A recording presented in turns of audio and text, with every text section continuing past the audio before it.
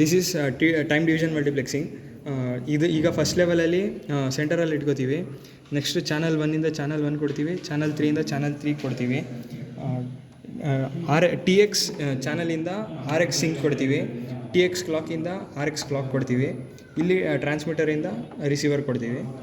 Next ಔಟ್ಪುಟ್ನ ಇಲ್ಲಿ connect ಮಾಡ್ಕೋತೀವಿ, ಗ್ರೌಂಡ್ನ ಇಲ್ಲಿ ಕನೆಕ್ಟ್ ಮಾಡ್ಕೋತೀವಿ. ವೇವ್ ಫಾರ್ಮಲ್ಲಿ ಬಂದಾಗ ಕ್ಯಾಲ್ಕುಲೇಟ್ ಮಾಡೋದಕ್ಕೆ ಫಸ್ಟ್ ಟೈಮ್ ಸ್ಲಾಟ್ ಕ್ಯಾಲ್ಕುಲೇಟ್ ಮಾಡೋದಕ್ಕೆ ಇಲ್ಲಿಂದ ಸ್ಟಾರ್ಟಾಗಿ ಟೋಟಲ್ 4 ಸೈಕಲ್ಸ್ ಇರುತ್ತೆ. ಅದಷ್ಟು ಅಷ್ಟು ಸೈಕಲ್ಸ್ ಇಂಟು ಟೈಮ್ ಎಷ್ಟಿರುತ್ತೆ ಅಷ್ಟು ಮಲ್ಟಿಪ್ಲೈ ಮಾಡ್ತೀವಿ. ನೆಕ್ಸ್ಟ್ ಫ್ರೇಮ್ ವಿಡ್ತಲ್ಲಿ ಒನ್ ಸೈಕಲ್ ಎಷ್ಟಿರುತ್ತೆ ಅದು ಇಂಟು ಟೈಮ್ ಮಲ್ಟಿಪ್ಲೈ ಮಾಡ್ತೀವಿ. ನೆಕ್ಸ್ಟ್ ಗಾರ್ಡ್ ಬ್ಯಾಂಡ್ಗೆ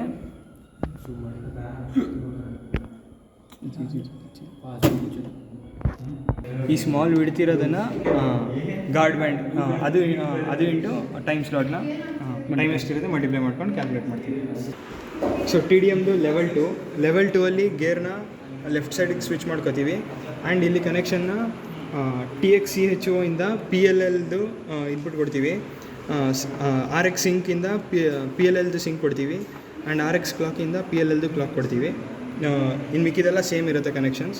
ಔಟ್ಪುಟ್ಟಲ್ಲಿ ಸೇಮ್ ಲೆವೆಲ್ 1ಅಲ್ಲಿ ಏನಿತ್ತು ಔಟ್ಪುಟ್ ಅದೇ ಬಂದಿರುತ್ತೆ, ಸೇಮ್ ಅದೇ ಕ್ಯಾಲ್ಕುಲೇಷನ್ಸ್ ಮಾಡ್ತೀವಿ. ಲೆವೆಲ್ 3ಅಲ್ಲಿ ಇದೆಲ್ಲ ಕ್ರಾಸಲ್ಲಿ ಕನೆಕ್ಟ್ ಮಾಡ್ಕೋತೀವಿ for all the four channels.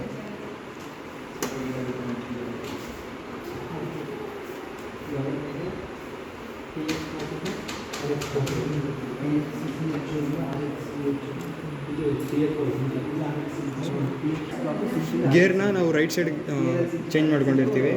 And same ಇದರಲ್ಲಿ TX ಕ್ಲಾಕಿಂದ PLL ಕೊಡ್ತೀವಿ,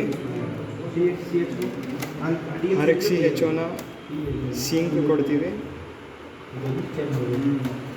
RX ಕ್ಲಾಕ್ನ PLLದು ಕ್ಲಾಕ್ ಕೊಡ್ತೀವಿ.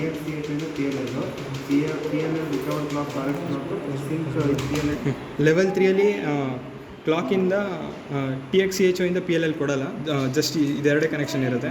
ಆ್ಯಂಡ್ ಸೇಮ್ ಟ್ರಾನ್ಸ್ಮಿಟರಿಂದ ರಿಸೀವರ್ ಕೊಡ್ತೀವಿ.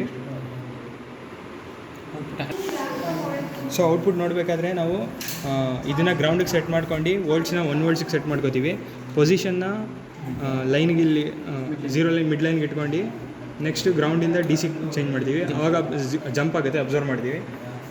ಸೊ ಇಲ್ಲಿ ಎಲ್ಲ ಚಾನಲ್ ನಾವು ಕೊಟ್ಟಿರೋದಕ್ಕೂ ಚೆಕ್ ಮಾಡಬೇಕು. ನಾವು ಚೆಕ್ ಮಾಡಿದಾಗ ಜಂಪ್ ಆಗ್ತಾ ಇರುತ್ತೆ ಪ್ರತಿ ಚಾನಲ್ ಚೆಕ್ ಮಾಡಿದಾಗ.